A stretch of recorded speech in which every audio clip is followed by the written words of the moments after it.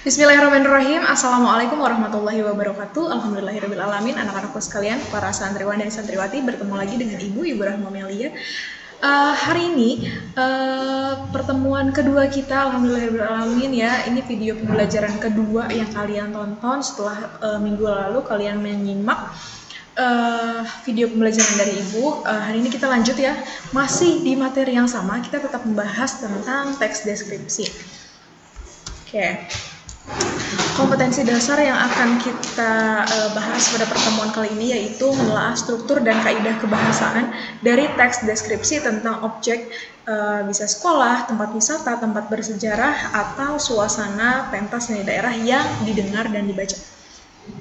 Tujuan pembelajaran kita apa sih? Nah, tujuan pembelajaran kita kali ini adalah nantinya peserta didik mampu menelaah struktur dan kaidah kebahasaan teks deskripsi yang didengar atau dibaca dengan baik. Jadi setelah pembelajaran ini berlangsung, diharapkan kalian, anak-anakku sekalian, mampu menelaah struktur dan kaidah kebahasaan yang ada di dalam teks deskripsi. Sebelum kita memasuki materi tentang struktur dan juga kaidah kebahasaan, marilah kita mengulas materi minggu lalu. Ya, materi yang pertama ada pengertian teks deskripsi. Kemarin aku sudah jelaskan ya, teks deskripsi intinya adalah teks yang mendeskripsikan atau menggambarkan suatu objek seperti itu secara mendetil. Kemudian yang kedua ada pengertian kalimat deskripsi beserta contohnya. Jadi kalau kalimat deskripsi itu kemarin sudah Ibu jelaskan bahwa kalimat yang menuangkan sesuatu yang kita tangkap melalui indera. Jadi sesuatu yang kita tangkap melalui indera dituangkan ke dalam kalimat deskripsi. Bisa indera penglihatan, pendengaran, peraba, dan lain-lain sebagainya. Kemudian kemarin ada contoh kalimat deskripsi. Materi yang ketiga kemarin yaitu kita belajar tentang teks deskripsi. Teks deskripsi ini bertujuan untuk memberitahukan kepada pembaca tentang objek yang digambarkan di dalam teks deskripsi. Kemudian ada ciri-ciri teks deskripsi. Ciri utamanya apa? Ciri utama teks deskripsi itu kemarin kita bahas ya, di dalamnya terdapat kalimat deskripsi yang menggambarkan sesuatu yang ditangkap oleh indera si penulis, seperti itu ya. Kemudian yang kelima, ada cara menentukan isi teks deskripsi. Kemarin kita sudah belajar ya, ada beberapa cara untuk menentukan isi teks deskripsi. Dan yang terakhir adalah cara menentukan ide pokok. Insya Allah mudah-mudahan anak-anak sekalian sudah paham ya materi minggu lalu. Nanti kalau tidak paham boleh ditanyakan kepada Ibu. Hari ini kita lanjut ke struktur teks deskripsi. Ada 3 bagian penting dalam struktur teks deskripsi, yaitu ada deskripsi umum atau identifikasi, kemudian ada deskripsi bagian, dan struktur yang ketiga adalah simpulan atau kesan-kesan. Kita akan bahas satu persatu mulai dari deskripsi umum atau identifikasi. Nah, deskripsi umum terdapat pada bagian awal sebagai pembuka. Isinya berupa gambaran atau deskripsi umum terhadap objek yang ingin disampaikan oleh penulis. Jadi di awal di dalam teks deskripsi ini ada namanya deskripsi umum, deskripsi yang menggambarkan secara umum tentang tentang objek yang akan disampaikan oleh si penulis. Apa yang diamati oleh penulis itu disampaikan, tapi hanya secara umumnya saja. Nanti baru setelah itu masuk ke struktur yang kedua, ada deskripsi bagian. Nah, deskripsi bagian ini deskripsi bagian merupakan gambaran lebih lanjut dari deskripsi umum secara jelas dan terperinci untuk memberikan efek emosional kepada pembaca, sehingga apa yang digambarkan dalam teks seolah-olah dapat ditangkap oleh indera pembaca, seperti itu. Jadi setelah disampaikan secara umum di awal, kemudian di paragraf-paragraf berikutnya, paragraf 2 dan paragraf selanjutnya ini ada deskripsi bagian. Ini deskripsinya menjelaskan bagian-bagian dalam objek yang ada di dalam teks deskripsi secara lebih terperinci lagi dan membuat pembaca seolah-olah merasakan apa yang digambarkan, apa yang dideskripsikan oleh penulis di dalam sebuah teks deskripsi, seperti itu. Contohnya mungkin sudah kita bahas minggu lalu ya. Mudah-mudahan masih ingat ya anak-anakku sekalian. Kemudian ada simpulan atau kesan-kesan. Nah, ini adalah struktur terakhir yang ada di dalam teks deskripsi. Teks deskripsi Sering pula diakhiri dengan kesan-kesan tertentu, misalnya berupa kekaguman atau ketertarikan penulis terhadap objek yang digambarkan.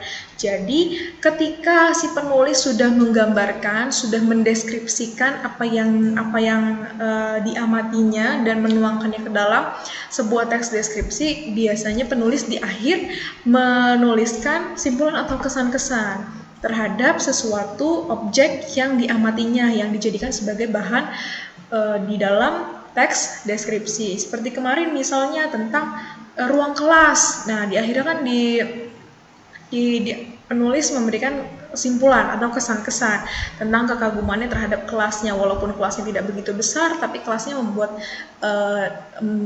anak-anak yang ada di sana merasa nyaman, seperti di rumah sendiri karena bersih dan lain sebagainya, seperti itu. Itu salah satu bentuk kekaguman penulis yang disampaikan di bagian akhir ya. Jadi kalau misalnya kalian nanti akan ada tugas membuat teks deskripsi, di akhir kalian buat simpulan atau kesan-kesan. Misalnya kalian mengamati tentang rumah kalian, apa sih yang kalian kagumkan dari rumah kalian gitu. Itu ditulisnya di bagian akhir ya, di bagian simpulan untuk menutup teks deskripsi seperti itu. Oke, anak-anakku sekalian, kita masuk ke kaidah kebahasaan teks deskripsi. Ini di sini ada 4. Sebetulnya tidak hanya 4, tapi ada beberapa nanti kita bahas setelah ini. Ini secara umum ada 4. Menggunakan kata yang merujuk pada nama objek beserta kata penggantinya atau kata ganti persona. Nah, di sini ada 3. Ada kata ganti orang pertama, kata ganti orang kedua, dan kata ganti orang ketiga. Nah, kata ganti orang pertama ini bagi lagi menjadi 2. Nah, ada tunggal dan ada jamak. Kalau tunggal yang jumlahnya 1, kalau jamak yang lebih dari 1. Gitu ya. Kalau kata ganti orang pertama yang tunggal, ada saya, ada aku. Itu tunggal, karena hanya 1 orang ya. Kalau misalnya kata ganti orang pertama yang jamak, ini ada kita, ada kami. Kenapa ini masuknya ke orang pertama, Bu? Karena di dalam kita, misalnya gini, anak-anakku sekalian, marilah kita menyimak tayangan berikut. Nah, kitanya kan ibu termasuk dalam kita. Jadi aku atau saya termasuk dalam kita. Jadi ini masuk ke kata ganti orang pertama. Kami juga termasuk ke dalam kata ganti orang pertama yang jamak atau lebih dari 1. Ingat ya, kalau misalnya hanya 1 itu namanya tunggal, kalau misalnya lebih dari 1 namanya jamak. Kemudian ada kata ganti orang kedua nih. Kata ganti orang kedua sama, ada tunggal dan jamak juga. Kalau tunggalnya ada kamu atau Anda ya, itu tunggal, hanya satu orang. Apakah kamu sudah makan? Nah, itu 1 untuk 1 orang. Kalau misalnya 2, apakah kalian sudah makan? Nah, ini kata ganti orang kedua yang jamak, seperti itu ya, yang banyak, lebih dari 1. Nah, ini yang terakhir, kata ganti persona atau kata ganti orang ketiga. Kalau misalnya orang ketiga yang tunggal itu ada dia dan beliau. Dia, beliau. Kenapa, Bu, beliau masuknya ke orang yang ketiga ya? Karena ini jadi gini, misalnya kenapa orang ketiga? Jadi kita berbicaranya tidak langsung kepada orangnya. Jadi misalnya gini, kalau misalnya ibu berbicara dengan kamu, anak-anakku sekalian, Ananda yang sedang menonton video ini, itu kan berbicara langsung kepada orangnya langsung. Tapi kalau misalnya kita membicarakan orang lain tapi orangnya tidak ada, tidak dengan orangnya langsung, itu masuknya ke orang ketiga. Misalnya gini, misalnya nama Ananda Alika. Alika, kamu tahu nggak dia kemana? Nah, dianya itu kan di mana nggak tahu kita ya. Dianya itu orang yang kita bicarakan, tapi orangnya tidak ada di tempat. Itu masuknya ke orang ketiga. Paham ya? Kalau orang kedua itu bicara secara langsung. Kalau orang ketiga yang kita bicarakan, tapi orangnya tidak ada. Seperti itu. Kemudian orang ketiga yang jamak, yaitu ada mereka. Ya, ini sama seperti yang tadi penjelasannya kenapa masuk orang ketiga, karena yang dibicarakannya tidak ada, tidak di depan kita langsung, seperti itu.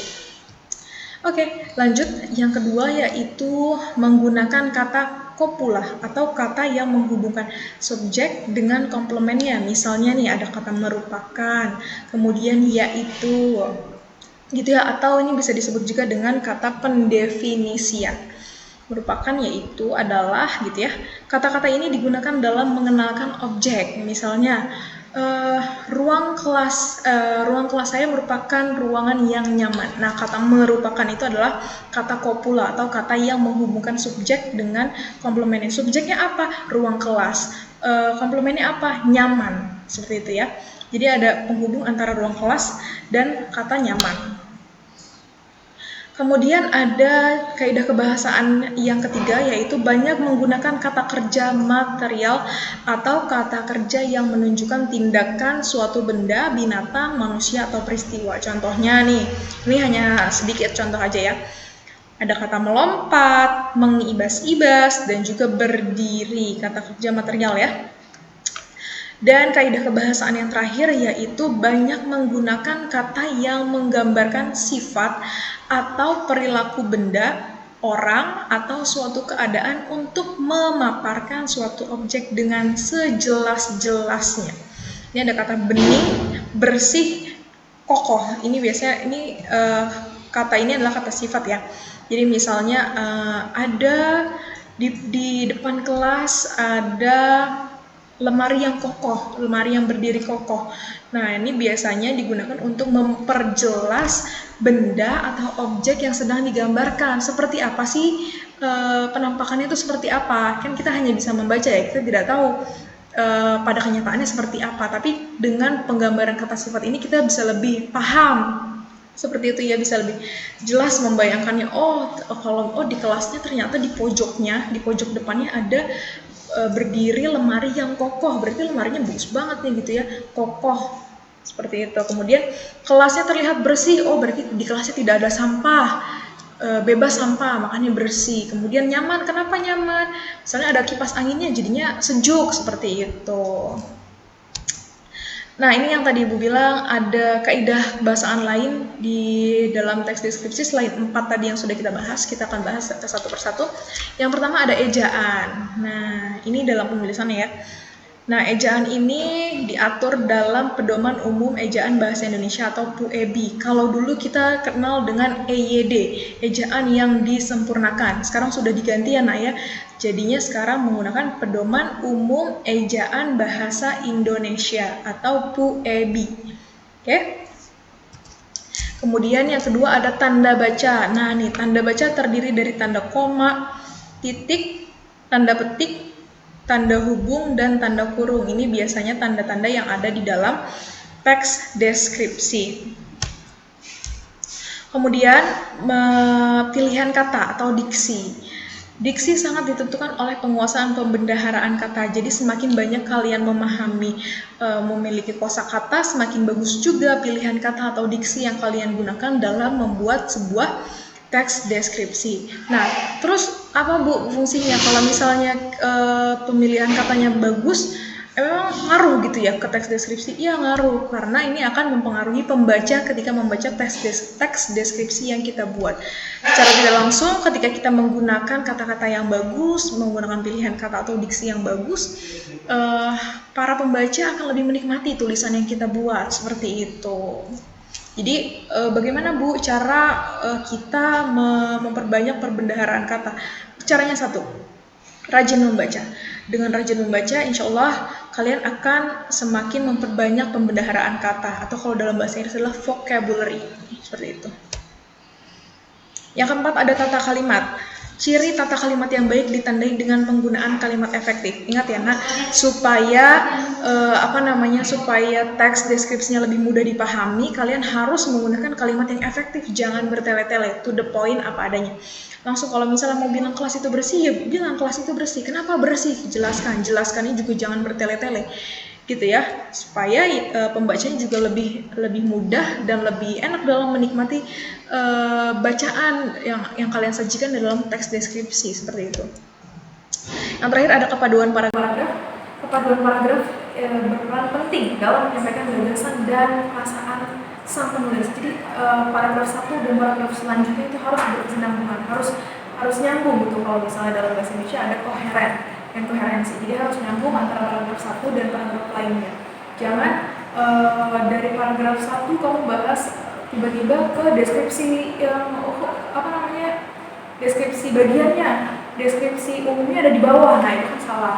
Harusnya di atas itu deskripsi umum, baru deskripsi bagian yang menjelaskan secara lebih rinci. Jadi itu harus padu paragrafnya gitu ya. Nah, alhamdulillahirrahmanirrahim, kita sudah selesai membahas tentang struktur dan juga kaidah kebahasaan teks deskripsi.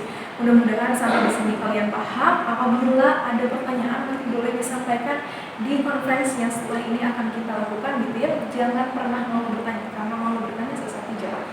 Seperti itu. Nanti setelah ini kita akan ada konferensi tanya jawab, lalu kemudian nanti ada sedikit latihan untuk menguji sampai di mana pemahaman kalian tentang struktur dan juga kaidah kebahasaan teks deskripsi. Insya Allah Ibu yakin anak-anak sekalian, para santriwan dan santriwati cepat gitu ya menangkap pelajaran yang Ibu berikan. Sekali lagi, Ibu mohon kalau ada sesuatu yang ingin ditanyakan silakan ditanyakan, dan jangan lupa materi yang sudah kalian saksikan ini dicatat, karena suatu waktu nanti Ibu akan meminta catatannya, bukti catatannya, bukti bahwa kalian benar-benar belajar di rumah. Gitu ya. Baik, kurang lebihnya Ibu mohon maaf. Mudah-mudahan materi yang Ibu sampaikan ini, materi singkat ini dapat kalian pahami. Wabillahi taufik wal hidayah. Wassalamualaikum warahmatullahi